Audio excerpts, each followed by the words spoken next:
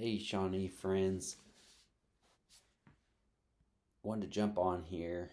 If you or someone you know um, is facing foreclosure, you've been unable to make your mortgage payment for the last month or two or three, uh, and that process will kick in. The banks will start the foreclosure process, and that's taking your house back, which leaves you nowhere to go, but also a bad thing that it does is leaves you with bad credit. So where you would not be approved for a loan down the road.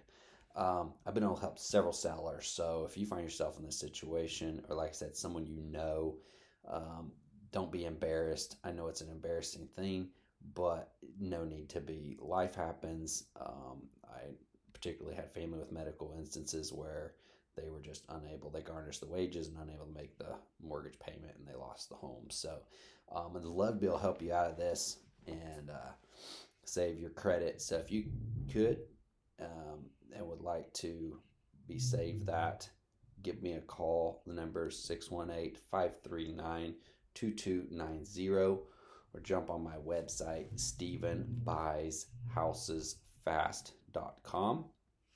Stephen is with a PH, STEPHEN. Look forward to helping you, and I promise you I'll do my best to help you out.